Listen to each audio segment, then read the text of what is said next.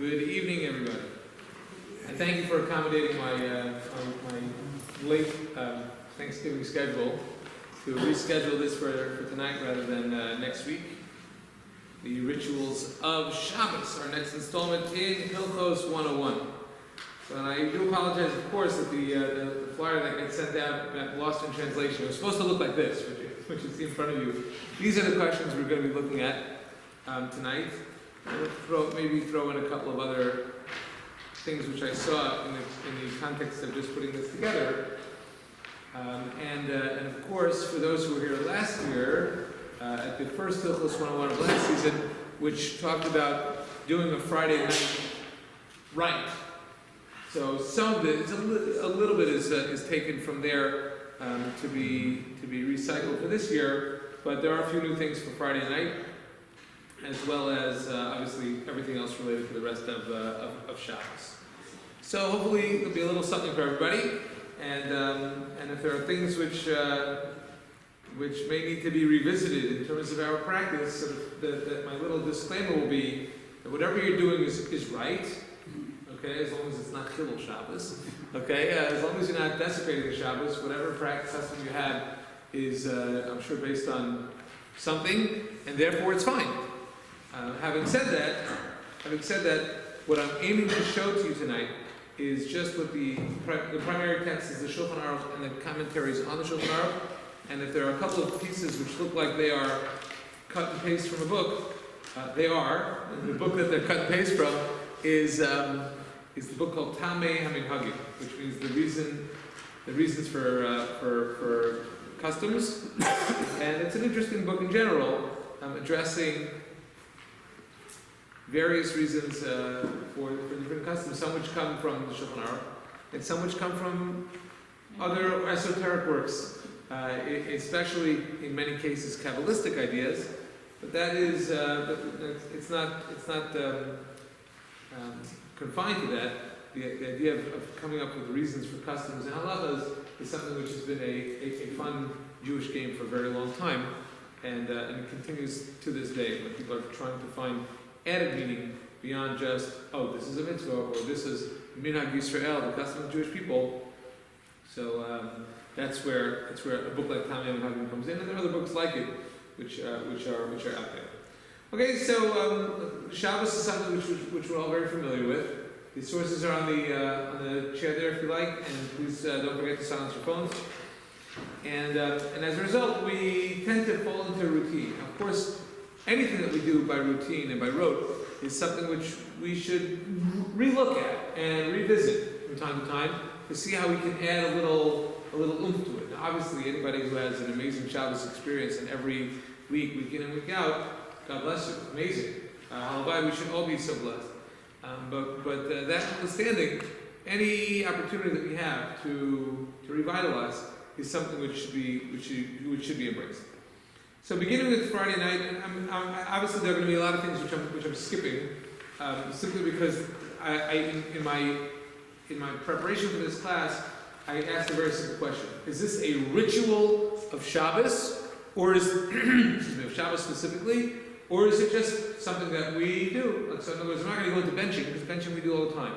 So even though obviously we would say is added to the benching, but that's not a particular ritual. So something like that is not going to be addressed, whereas things which we do specifically because they're Shabbos, and they're outside of the realm of other days' activities, are things which I'm going to be looking at. Okay, so the first one is, how am I supposed to light candles and why? So the principle that is really guiding this question is what we call the principle of anytime you're going to be making a bracha on a mitzvah, we have the idea that we do it over Eliyasiyasa before you do it. And in other words, you make the bracha on the mitzvah and then you fulfill the mitzvah.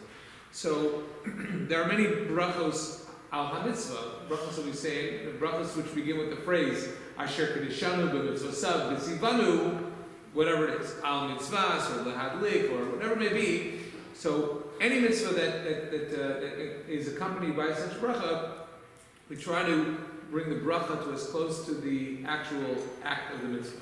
So as a moyel, I do this. I have the knife in hand, ready to remove the foreskin and make a bracha al hamilah. Boom, foreskin removed. It's a quick process. Somebody who puts on a talus gets the talus ready. Al kifas. L'satei patzitzis, sorry, I know the bracha. L'satei patzitzis, okay? And then they do the final wrap, whatever they may be, whether it's around their head or around their body. Same thing when somebody puts on tefillin, right? L'haniach tefillin, boom, it's already there. And al mitzvahs tefillin, and then you just tighten it in place. Lulav, right? Lulav, and you turn over the esrog, and then you're holding them in the proper way. That's the way we do things. When it comes to Shabbos candles, we have a little bit of a catch-22. I'm not going to read a lot of this stuff inside. I don't want to be reading heavy. But the Shulchan Aruch addresses this in Siman Reish Samach Gimel Seif Hey. He talks about the catch-22 that we're faced with, which is that once you light Shabbos candles, it's Shabbos. But if once you light Shabbos candles, it's already Shabbos. Whereas on the other hand, once you make the bracha, you've kind of accepted Shabbos. So boom, it's Shabbos. So if you make the bracha, then you can't light the candles. And if you lit the candles, it's already Shabbos. So what do? So the way that we do it is essentially, this is where the idea of covering the eyes comes from. Okay, that when we're lighting the candles, they're not Shabbos candles. We're lighting candles. We cover our eyes, okay, make the bracha, and people include whatever they want into the different feelings and thoughts which they have, which is all beautiful. But as far as just the practical terms of the halachic fulfillment of saying the bracha over the asiyasa, meaning before you make the bracha, is we cover the eyes so the candles are not lit. Boom,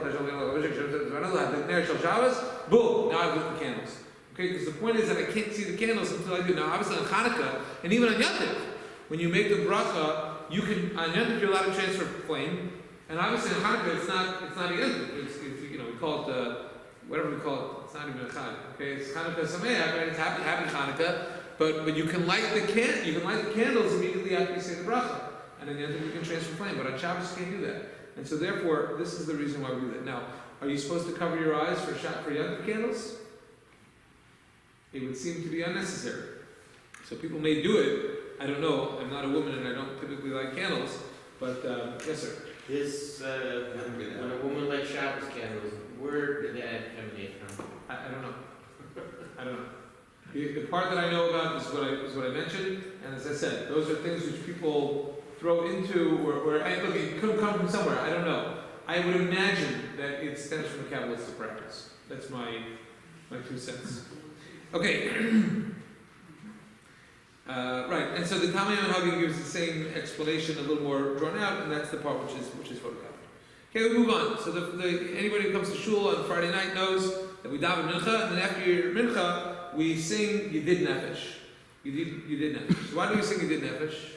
Why do we sing Yedid Nefesh? We don't do it on yet. Why do we sing Yedid Nefesh? So in the Piskei Chuvos, he says the following. Wouldn't you know? Anybody want to take a guess where this comes from? What's Yedid Nefesh? Right? Beloved soul of Rahman, great merciful Father. What does this sound like? Why would we be saying such a thing? Where would it stem from? Well, you need to look no further than the very beginning. V'alpi Kabbalas Ha'arim. There you go. Okay, Kabbalas Ha'arim means it's Kabbalistic practice. Right? It stems from the days of Tzvat, the days of Yor. And he goes on to describe in the second paragraph here, even in the first paragraph, second line, third line, it says, V'alei Tfilas Mincha De'erev Shabbos Miskalim Od Yoter Kilui Oros Shabbos Kodesh, revealing the light of Shabbos. Go into the second paragraph of the Piskei Chuvos, where he says, L'chein mina chasidim me'anshe ma'aseh l'spalel tefillah zeh semach l'kabbalas Shabbos. He talks about different tefillos. He's not referring specifically to Yedid Nefesh, but different tefillos which are done close to the acceptance of Shabbos. And we do this right before L'chun rounding up. On the big day Shabbos, with L'achar Tefillah, wearing Shabbos clothes, and after, for those who go to the mikvah on Friday, after they've dunked in the mikvah, and just essentially to rejuvenate and to waken up the soul. So over there, to add different kinds of songs that help us cling to God. So over there, number 11, in the footnotes, Piskei Chuvos Ha'aros, he mentions Piyut Yedid Nefesh. Okay, Upesach Leo, Shebetchilas Tikunei Zohar, shocker there. Tikunei Zohar, again, a Kabbalistic work. Mikaros Lamirasam B'Sidra Ashla. So I should have given you the Sidra Ashla, but I didn't look that up.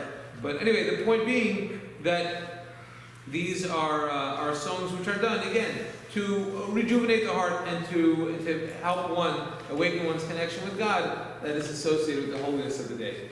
And why do we not need to do something on Yom Tov? Okay, what's the difference between Shabbos and Yom Tov? Shabbos is what? Lachem, Hashem. What's Shabbos? Shabbos Hayom Lashem. Shabbos is one in which we're connected with God in a more special way. Whereas Yom Tov is Chatzi Lashem and Chatzi Lachem. Right? There's a Simcha of Yom Tov, which is associated with the holiday, a joy, and so there's a different type of connection. We're not as connected with God on Yom Tov as we are on Shabbos, and so we don't need to do Yid Nefesh. Why do we have Kabbalah Shabbos, but not such a thing as Kabbalah's Yom Tov? Okay, so it relates to a similar idea of what I just mentioned about Shabbos, but we can take it a step further, in which we talk about the idea of the Neshama Yisera, the added soul which exists on Shabbos. Take a look at the top of the page here. Kam Shabbos Milal Shabbos B'Arsot Salalu L'Chun Rana V'Gomrim Vav Mizmorim and Tzadikeh Tzadikeh Tzadikeh. Why do you read 6 chapters of Tehillim on Friday night? Keneged Vav Yimei HaChol, to parallel the 6 days of the week. Shabbos Mispal and Sheva, Dugmas Chasam B'Yom Chasunaso, Shemes Barach V'Zayin Brachos. We're compared to a groom who has the celebration of Sheva Brachos, and Shabbos is the day when we have the seventh paragraph. What's the 7th paragraph? Probably referring to Mizmor Shir L'Yom HaShabbos. Even though we actually do it on Friday night, we do it right after the Chadodi. So, but there you have it. So we have six chapters before the Chadodi, and then 1 chapter after the Chadodi, and that is after we officially accepted Shabbos. Okay, when do we officially accept Shabbos? During the davening, that is. Anybody know?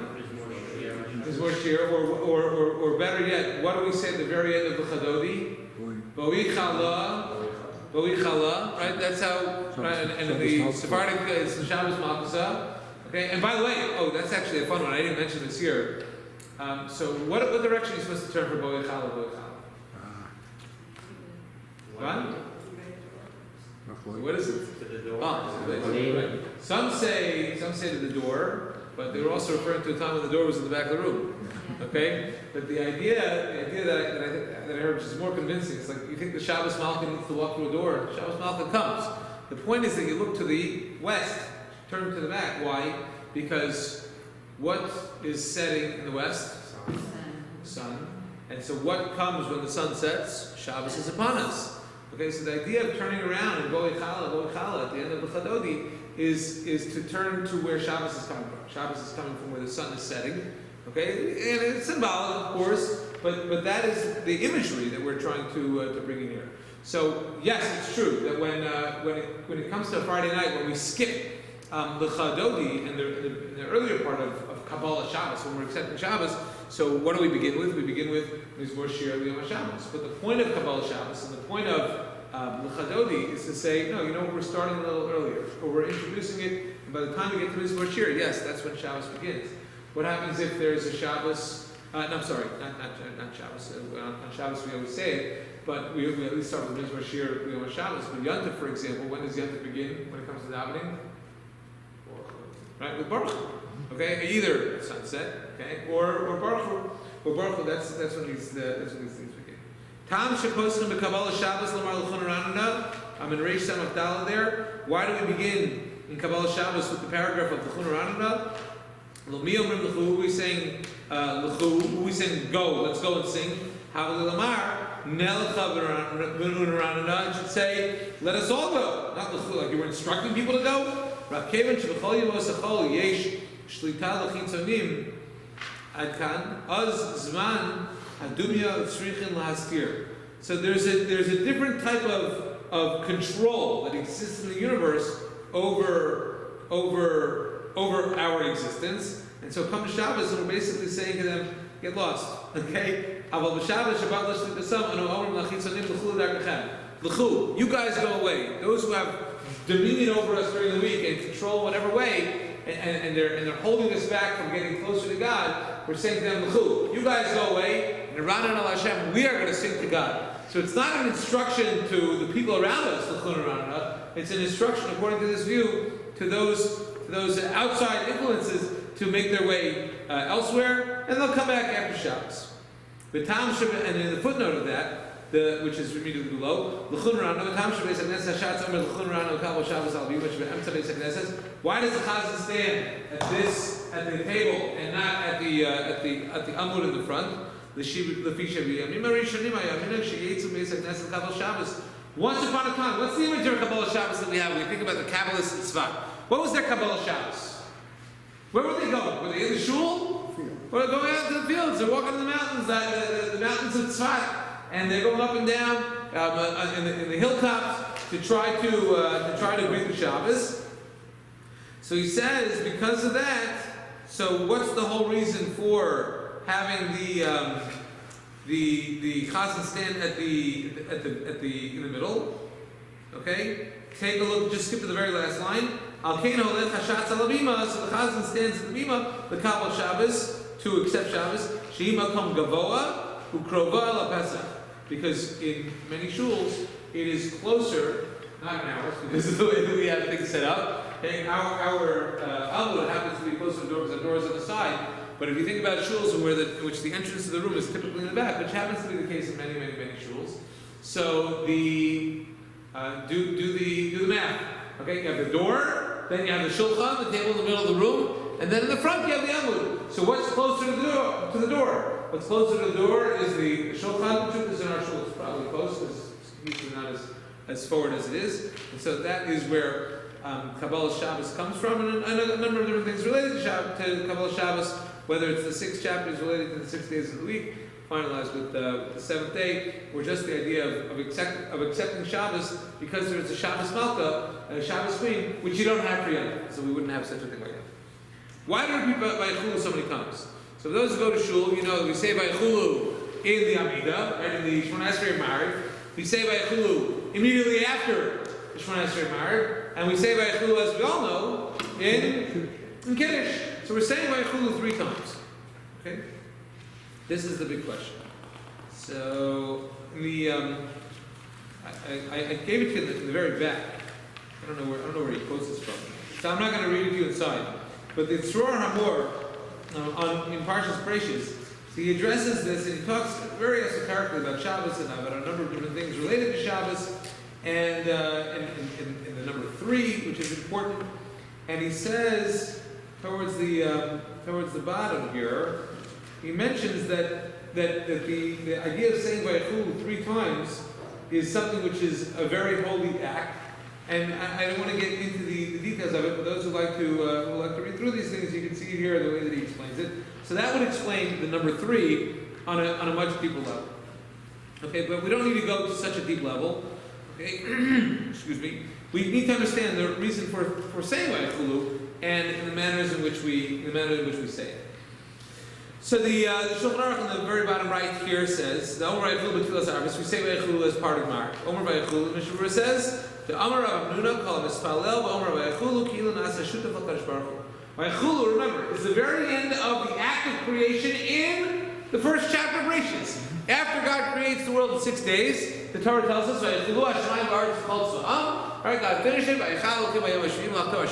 finished the work that He had done over the 6 days. He finished on the 7th day, and so we say that if a person says Vayichulu on Friday night, when God was bringing in Shabbos, celebrating Shabbos. The only reason why we do Shabbos in the first place is because we're imitating God. God rested on the 7th day from creating. So we rest on the 7th day from creating. So a person who says Vayichulu, Rav Nuna says, is Ki'ilu Nasa Shutav HaKadosh Baruch Hu Ma'aseh Bereishis. We become a partner with God in creation. Al Tikrei Vayichulu, Ela Vayichalu. That finish. Perish HaKadosh Baruch Hu, V'hu. That in other words, it's a plurality. Vayichalu, that they finished it. Who's they? God and us. And Lo Amru, Ein Machazirun Oso. But if a person forgot to say Vayichulu, then the person doesn't have to go back. And Kol Sheken Didan to Omer B'Kiddush Vayichulu, especially according to those who say that we say Vayichulu in Kiddush, there's no reason to go back if for whatever reason a person missed it during davening. Take a look at the left side of the column. Okay. The Shulchan Aruch says, "Chozer lomar vayichulu, mishum yom tov shechol lios b'Shabbos she'eino nosa b'tefillah." The idea of saying Vayichulu after our Friday night Shemona Esrei stems from the Friday nights which fall on Yom Tov. Because the Shemona Esrei that we say on Friday nights which fall on Yom Tov was which Shemona Esrei? Hatav v'chatanu, Hasienu. We don't say Vayichulu in that Shemona Esrei. So on those Friday nights, when we don't say Vayichulu as part of our Shemona Esrei, they needed to make it that we do say Vayichulu as part of the davening. So they instituted for those rare times when Yom Tov falls out on Shabbos during the year. So that's why we say Vayichulu after the Amidah. He says, but guess what? On account of that, 1, 2, 3 times a year when that may happen, we do it the entire year that way. Okay, there's another example of this where we change our siddur on account of the not so common opportunity, but we do the same thing all year. And I know about this because of the bris milah component, and that is in Psukei de Zimra. There's a break in Vayivarach David. What do we do after Vayivarach David? What's the next paragraph after Vayivarach David? V'charos imo habris. V'charos imo habris is the middle of a pasuk. It's not a normal place to stop. Why do we stop there? In case there's a bris in the shul, so we say together, V'charos imo habris, that God made a covenant with Abraham, and that's what it's supposed to be. So the irony is that there are some shuls when I've actually called attention to it, and they say, during the bris, and they say, we don't do that here. That's the whole reason why we're doing it. So yeah, we shouldn't fall into the trap of not understanding why we do the things that we do. The whole reason for saying Vayichulu after the Shemona Esrei was because of the times when Yom Tov falls out on Shabbos, and we don't say the Vayichulu as part of the Shemona Esrei. And that's what the Mishnah Berurah says immediately under it. Because of that, a couple times a year, we do it every single Shabbos. Now, we mentioned before in the other Mishnah Berurah that saying Vayichulu shows that a person is a partner with God in creation. So there's another component to that as well, and that is with the Terasvi. The Terasvi is one of the commentaries on the Shulchan Aruch, but there are many of the commentaries say this, and he says that when we say the Vayichulu after the Shemona Esrei, we're doing it in a loud voice. In other words, aloud. Doesn't have to be too loud, but aloud, A-L-O-U-D, and in a standing position. Why? It's not just becoming a partner with God in creation, it's about giving testimony to God in creation. So the shul typically will say it together, and people who are aware of this idea of giving testimony to God's role in the creation of the world, because there's a rule about witnesses in halacha, that when witnesses bear testimony, what are they supposed to do? The Torah tells us, V'amdu shnei anashim, that the two men who bear witness, because witnesses are in most cases two people, that they're supposed to be standing. So on the one hand, people make sure to stand, and then on the other hand, if a person has a longer Shemona Esrei, and they didn't get the chance to say Vayichulu with everybody else, they'll find somebody who either didn't say Vayichulu yet, or even who did say Vayichulu yet, to make sure to say it together, so that they're, in fact, bearing witness in the manner that is subscribed in this fashion, that the two people should be bearing their witness together. Okay, and that's essentially the idea which the other commentaries here raise. There is a viewpoint as well that says that if at the end of the Bir Halacha, he said in the last line of Bir Halacha, he says, somebody, because of the whole reason that you want to be saying it with a group, he says somebody who's saying their quiet Shemona Esrei, person should be aware of the time frame that the chazan takes, that the rabbi takes at the waiting of the rabbi, so that the person should be available and should be able to say Vayichulu along with everybody else. Okay, that's one of the rare times in the year when we say, or I should say, throughout the year, but on a weekly existence, where we say you should have a shorter Shemona Esrei than a longer one, because to a degree it's more important to say Vayichulu as the agents, as the witnessing, as the testimony of God's creating the world and our being a part of it. Should we be saying Kiddush and Shul? I don't think this is originally on the. Was it on there? No, I have this. Should we be saying Kiddush and Shul? So it's actually interesting. Let's put it to a vote. Who thinks we should be saying Kiddush and Shul? Okay? Who thinks we should not be saying Kiddush and Shul? Okay, I'm with you, by the way. Okay? The Shulchan Aruch talks about a time when there were people in Shul who didn't have a place to eat, and so they needed to make Kiddush in Shul so those people would be able to hear Kiddush. He says, no, again, the Kadesh basic Nesses, the custom is to make Kiddush in Shul.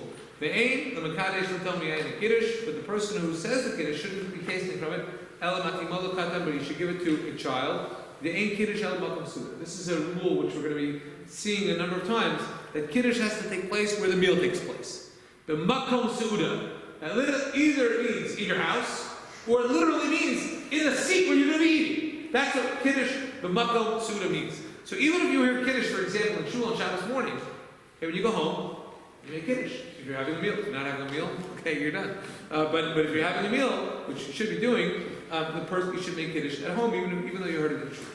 Umeikara, in the third line of the Shulchan Aruch here. Lo mis, Siman Reish Samach Tes Sif Aleph. Umeikara lo miskan. And in the first case, the only reason for the decree to make Kiddush in Shul was El B'Shvil Orachim Da'achli V'Shas Make Kiddush was for the guests, or the people who were wanderers, who did not have a place to eat and drink, and so they just ate and drank in the Shul. They probably slept in the Shul too. To help them fulfill their obligations. However, even though we don't have guests eating in the Shul, the takana wasn't cancelled. He says this is the reason for those who still do Kiddush in Shul, because of this decree, even though it really is irrelevant, shouldn't be done anymore.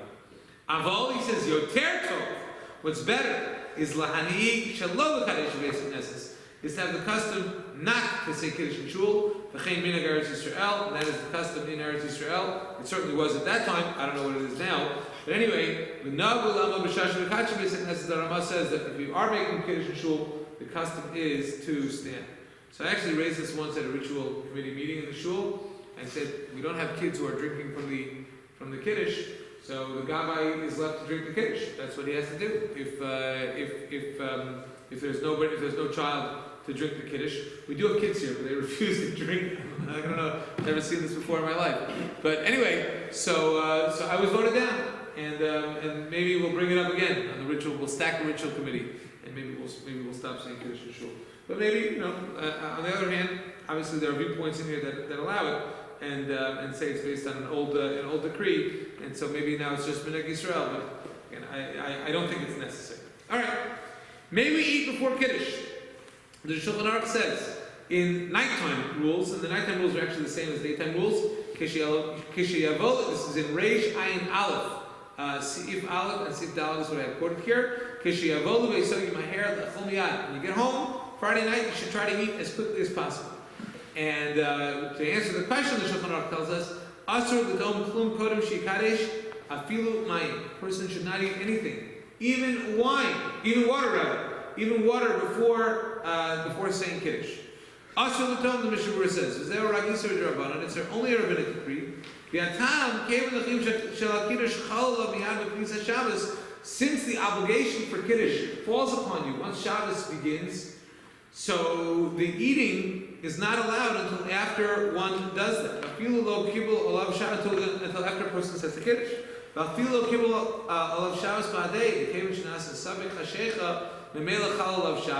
So even if you didn't do Kabbalah Shabbos, you didn't daven right away, but as soon as darkness hits, Shabbos is upon you, so you have to, you can't eat until after that, until after the Kiddush takes place.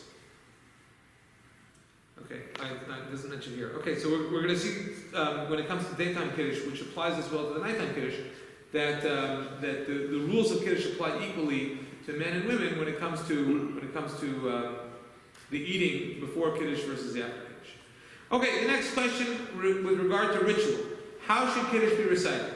Standing, sitting, or both?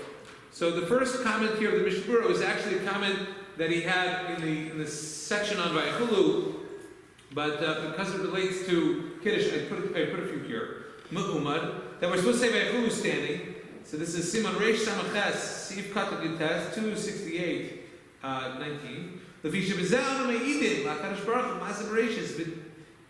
when we say Vayachulu, we're testifying about God's role in creation, and the rule of witnesses, when they would give their testimony, would be to be standing. Okay, so this idea indicates that the recitation of Vayachulu during Kiddush on Friday night should be when a person is standing or sitting. Standing, right? Standing, because Vayachulu is supposed to be testimony. And testimony is done when one is standing. Even though obviously Kiddush one is not saying it along with another witness, but that's okay because it's serving a different purpose at the time of the recitation of Kiddush. But the point is that if we say that Vayechulu equals testimony, it should be done in a standing position. What about the other principle that I mentioned before?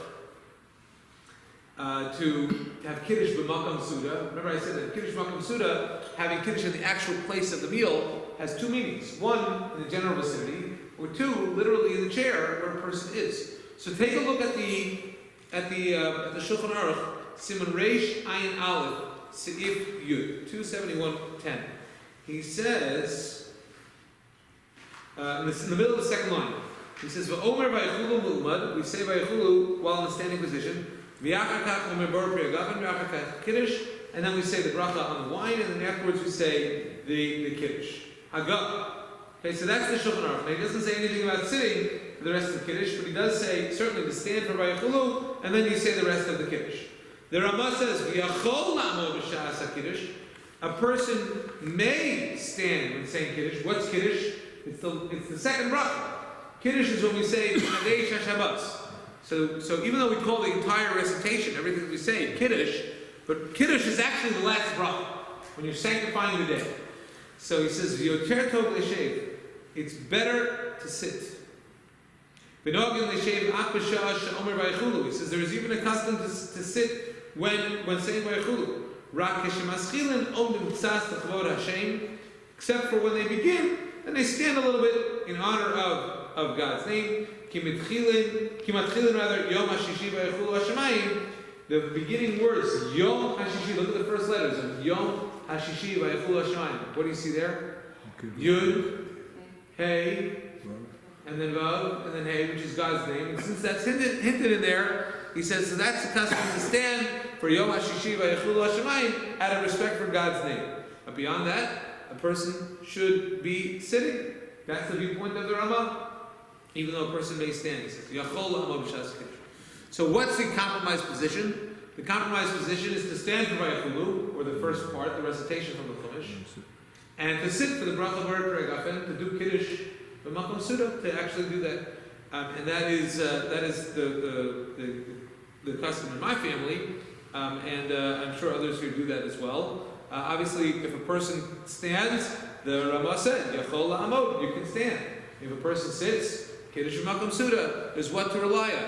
And that's also recorded here. So you see that there are different options. Whatever you do, as I said at the outset, is good, but there seems to be an idyllic kind of route to take, and that is really to be sitting for the most part. Now, for the next one, I need to get a visual aid. Don't move the camera, I'll be right back. Okay. This is a little involved, so I'm not going to look at any of this stuff inside. How are the challahs supposed to be placed, held, and cut? So as far as the cut goes, I summarized it on the side of English. But the idea of how the challahs are supposed to be held. Okay, so I talked about this last year, and this is a repeat. But the idea is as follows.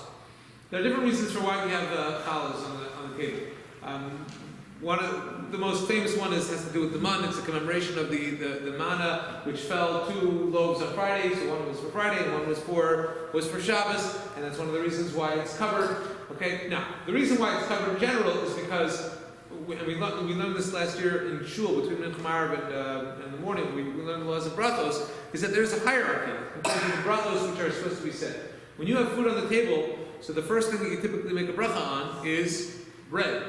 Okay, but on Shabbos, simply because we have to make Kiddush, we have to make Kiddush on wine, so the first thing that we're going to be making a bracha on is the wine. So you probably learned when you were a child about not embarrassing the challah. It's not so much about embarrassing the challah, it's really a halachic thing, that if you cover the challah, it's as if it's not there. Okay, it's not embarrassing. The challah is, obviously we're eating the challah, that would be more embarrassing than, So why do you put it on the table for someone? Why can't you leave it over there? So there is a viewpoint that says to do that. But why doing that? Because that is part of what is the setup for the Shabbos table. Shabbos table has the challah. That's the whole reason why. The whole reason for 2 loaves is because you're commemorating the month. So but there's another viewpoint that is recorded that says that that as soon as Kiddush is over and you've already made your bracha on the wine, you can take the cover off. The cover doesn't need to be on there because the next time you come back to the table, you're going to be making your bracha on the bread. That's the first thing that's there. And you don't have a halach challenge of what am I going to be making a bracha on. But I guess the simple answer is that that's the setup for the Shabbos, that you have challahs on the table. Okay, anyway, so we have another catch-22. Okay, we have in halacha another principle which is called ein ma'avirin al mitzvos, that you don't pass over a mitzvah. That's not a Passover joke. Okay, when we're talking about challah, you don't pass over a mitzvah. A mitzvah comes to your hand, you want to do it right away. So there is a discussion about which challah you're supposed to use when it comes to Shabbos, and when it comes to Shabbos Friday night and daytime, and of course for Yom Tov as well. So when it comes to Friday night, there is an inyan. Okay, the idea is to actually use the bottom challah first. Why? Why the bottom challah? Because if you think about it, the man fell to two portions. The first portion that fell was for Friday. The second portion that fell was for Shabbos. So the first portion that fell would be on top or below? On top or below? It would be the lower one. And so therefore the one that we're using Friday night commemorates the first piece of man that fell, so we should be using the lower challah. Okay, which is why putting the two challahs together like this kind of defeats that purpose, that commemoration of the man. So when you hold them, it should be one on top of the other.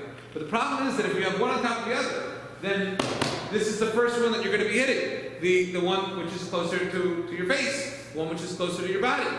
So the recommendation is to do the following. That when you have one on top of the other, yes, but you have the one which is on top further away from your body. And so this way, when you look at it, the one which is closer to you is the lower one. So this way you're commemorating a different idea. Now, does it really matter? Does it really matter?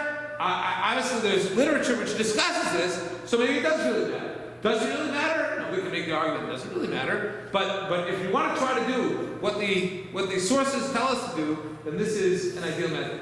When it comes to every other opportunity, the two loaves on Yantiv are mimicking Shabbos, but they have nothing to do with man. And so we use the top challah. Yantiv evening, Yantiv daytime, and of course Shabbos daytime, the top challah as well, because that's the commemorated one that fell for Shabbos, the one which falls on top. Okay, how should I cut the bread? I'm not going to go into it now. It's here. Okay, what is Anas Miros? Bottom of the page. Should it be recited? So if you look at the summary on the left, most of the discussions about Anas Miros that I found, they focus on it being a piyut that we recite on the high holidays, as those who come to shul early enough on Rosh Hashanah and Yom Kippur know. We begin with Anas Miros. It's one of the first things which we say. And the Alkid Yosef, which is a conglomeration of the halachic viewpoints of Rabbi Ovadia Yosef, I think it was put together by his kids. But in any case, so he writes that Hasfarde ve'edot Mizrach lo nagu lomaras shir hakavod b'Shabbos. Now I don't know how many of you have ever read the Anas Miros in translation. I'm sure we've all read it in Hebrew, but if you've never read it in translation, read it, and you have to ask yourself, why on earth are we saying this? Okay, this is clearly a prayer which was meant for a unique time in the calendar. I mean, it's meant for Rosh Hashanah and Yom Kippur. That's what it's meant for. So why are we doing that on a regular Shabbos? It's a good question. There are some shuls that don't do it. They only do it either on Rosh Hashanah and Yom Kippur, some places, or some do it on Yom Tov as well, but not on the weekly Shabbos. And it's an interesting question whether we should be doing it or not. But obviously we do. It's pretty prevalent and such.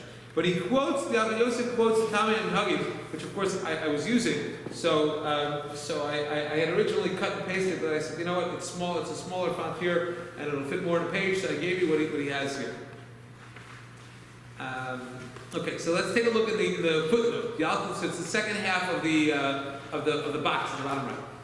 So he quotes Adoni Avi Mori Barabi Shlita. That's Rabbi Ovadia Yosef, obviously before Rabbi Ovadia Yosef passed away.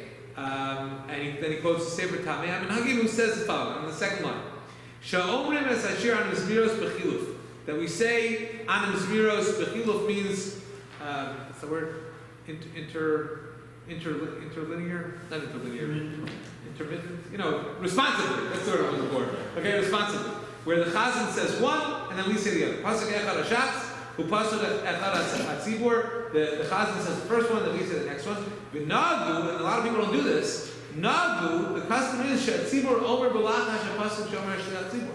That the congregation should say quietly along with the Chazan when the Chazan is saying his sentence. A lot of people don't do that, but they should. And the chazan should also be saying along with them, even though they seem to only be saying their line, but really everybody should be saying the entire prayer.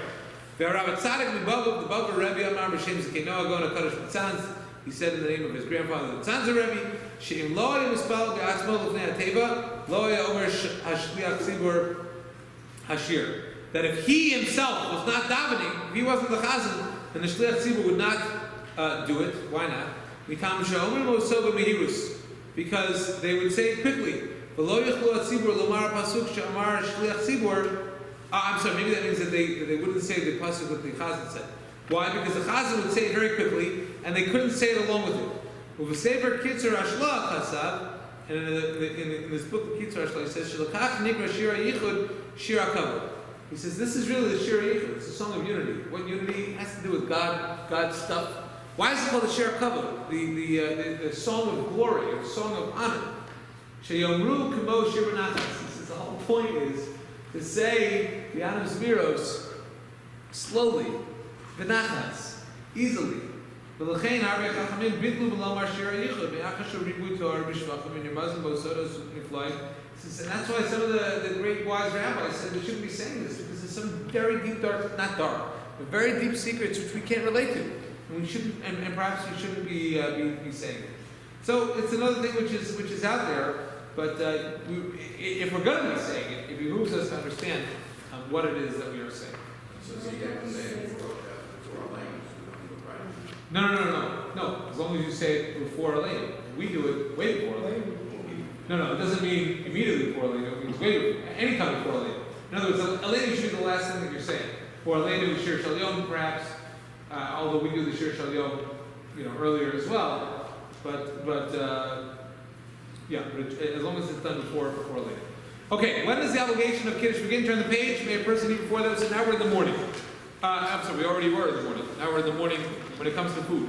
Okay, so the summary of what's written in the right is on the left. Eating before davening completely is permissible. Okay, until one says the Amidah. In other words, once a person hits the Shemona Esrei of Shachris, then the obligation of Kiddush comes upon a person. So if before you come to shul, you want to have a piece of cake, or you want to have a cup of coffee, a cup of tea, or whatever it is that the person wants to eat, that's fine. Because the idea of chal chovas kiddush, the idea that the obligation of saying kiddush is upon you, doesn't come into play until one has davened the Shemona Esrei. Of course, once a person does that, then a person should not be eating until after they say kiddush. The rules of kiddush apply equally to women and men. As a matter of fact, there is a discussion in the Shulchan Aruch, which I didn't bring down for you because it's not about the actual ritual, but it's about how the ritual is done. And that says that a woman can say kiddush, it can be motzi a man, simply because she has the same obligation. And that's the rule in halacha, that a person who has the same obligation can be motzi somebody else, can fulfill somebody else.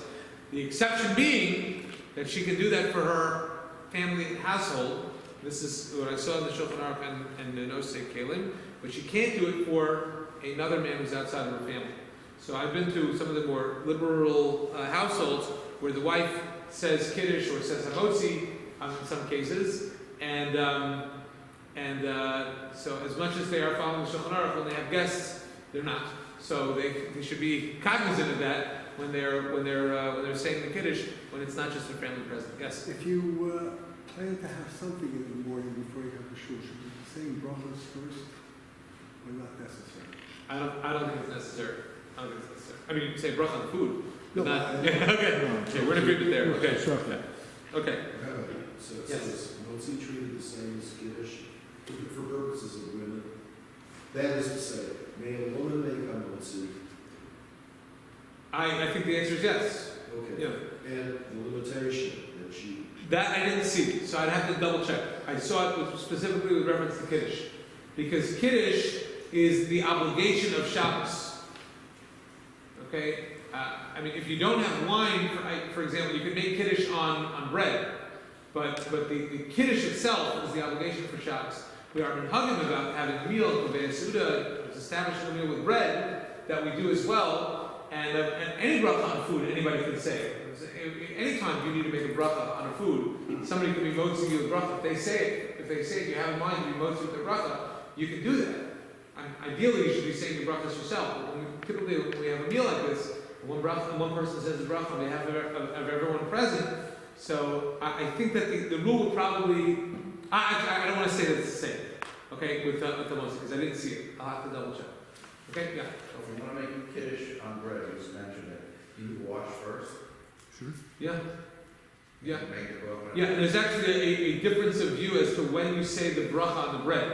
Some say you say it at the same time when you would normally say the bracha on wine. Others say no, because that's what we do with wine. We say the bracha on wine, and we don't always drink it right away.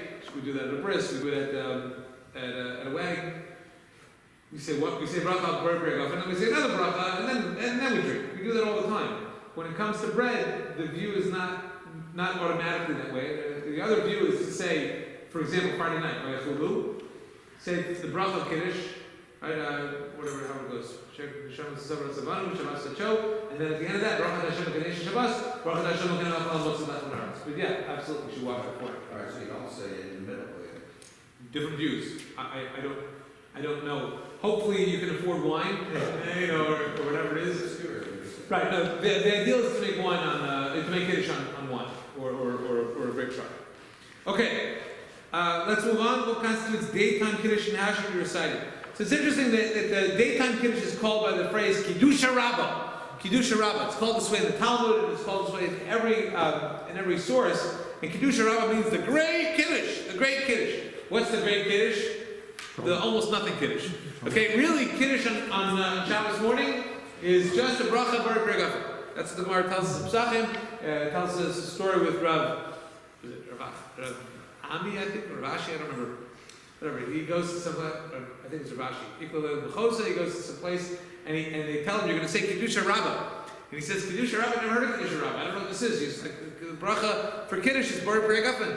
So what he does is he comes up with this trick. He's going to say the bracha bar pregafen, and then he's going to take a 5-second pause. And if nothing happens, then he'll say the bracha that he says Friday night. And he takes a 5-second pause, and sure enough, as we know, as I'm sure we've seen in our experience, sometimes the very elderly, they don't really care to wait for the person who said the kiddush to drink. Oh, he said the bracha? Okay. So an older man started to drink the wine for his kiddush right after he made the bracha. He knew that the kiddusha rabbah was just a term which they used to try to give this kiddush a little more importance, but really it's just something that we do symbolic for the day to parallel what we do at nighttime. So how should we recite it? How should we recite it? It's a good question. So generally speaking, the ideal really is to follow the principle of Kiddush Malkum Suda, and it should be said sitting down. I thought that I gave you that information, but I did not. Obviously, in some situations, it's not possible. When you're at what we call a Kiddush, and you don't have a chair, but ideally, the person should be sitting down for Kiddush, because Kiddush Malkum Suda should take place when you're actually sitting in a chair. What? You should be sitting when you make kiddush, right? So as I said, sometimes it's just not ideal in order to do that, because especially the way, what's the makom suda that everybody does? Most people at the suda, are they sitting in a chair? Anybody? At a kiddush, in a shul, are most people sitting in a chair? So that's a different conversation. We're limited in space, but there are shuls that I've been to that have the space and a small enough crowd that they have tables and chairs set up, and people they sit at the kiddush, and that is really that is an ideal world if you have the space to do that. We don't have the space to do that, so for us we say kiddush standing.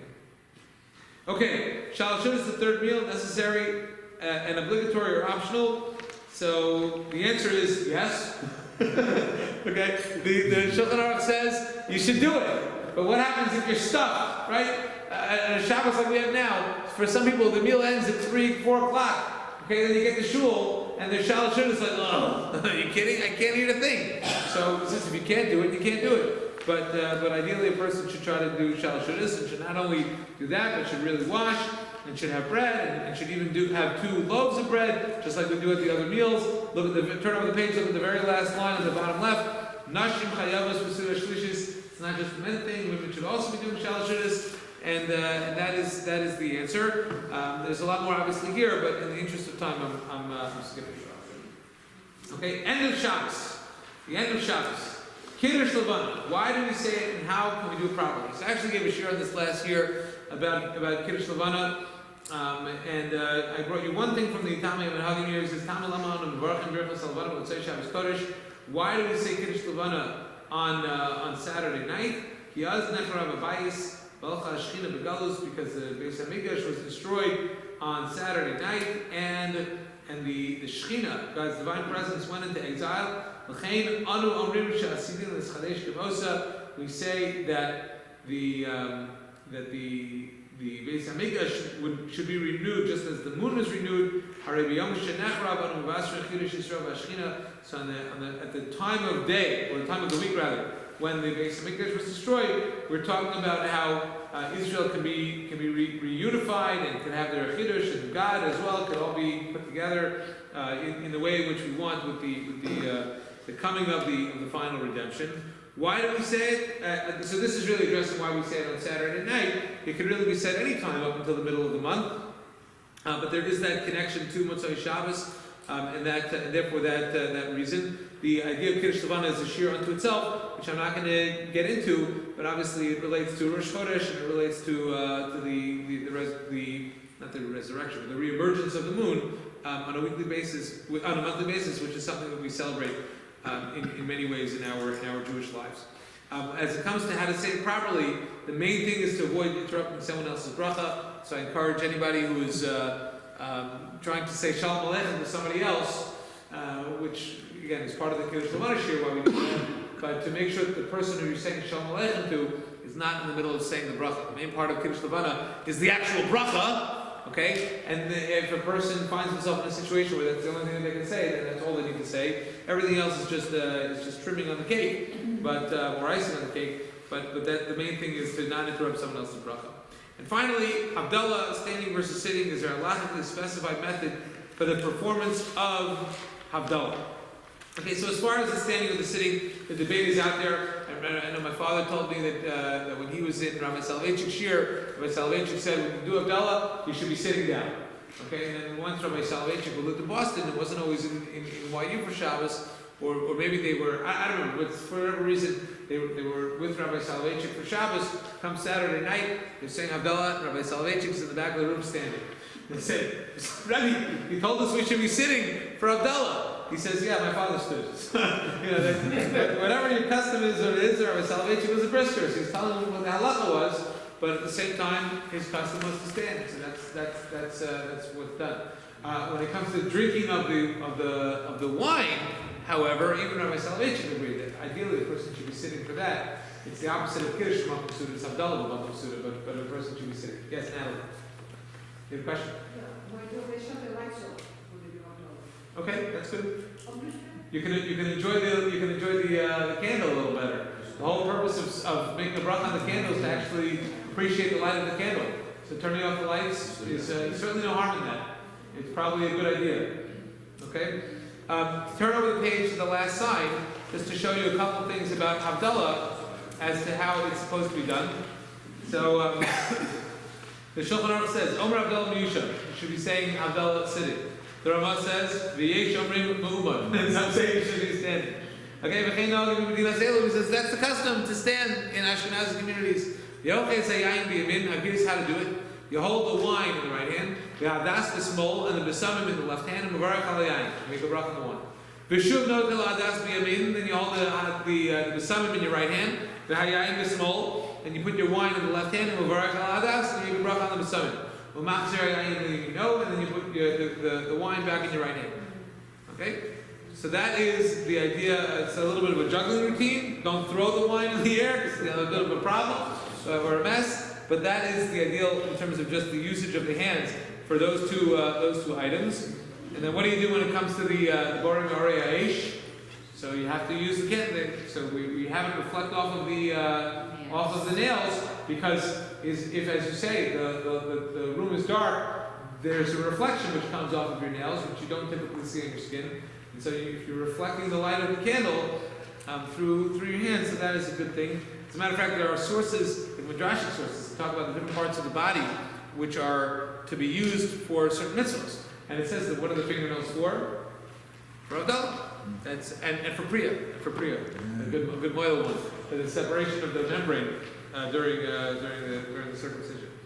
Okay? Afilu shamu kol b'nei habayis Havdalah b'beis hakneses. Even if everybody from the household heard Havdalah in shul, im niskavnu shelo, let's say, if they had in mind to not fulfill their obligation of Havdalah, even though Shabbos is over for them, then they should say Havdalah in the household.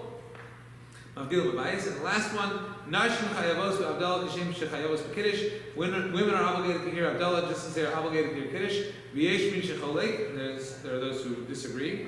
The Rambam says, Al kein lo yavilu li'atzman rak yishmu Havdalah min ha'anashim. This is one of the rare cases in halacha where we see a specific instruction for women not to do this. And I know of women who are so strict about this that they would actually, if they lived alone, they would call somebody on the telephone, say, when you have me, I want to hear Havdalah over the telephone, because they wanted to follow this to not make Havdalah for themselves. They would just hear it. And it has to do with Chava, it has to do with a lot of stuff related to original woman, the woman's role in Havdalah.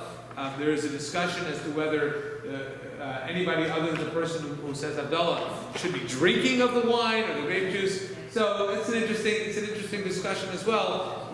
There's the yay and the nay out there, but that rounds out our Havdalah. So hopefully the answers to these questions brought a little new information to you, and you understand based on some of the principles which were raised, whether it was doing a mitzvah overly, a bracha overly asiyasa, before you fulfill the mitzvah, or kiddush with makam suda, and some of the other principles which we learned. We have new ideas to think about, perhaps how we want to adjust some of the things which we are doing, but hopefully more than anything, an understanding for why we do the things which we do in our observance of the rituals of Shabbos. And I thank you very much for coming and for joining us, and wish everybody a happy Thanksgiving this week.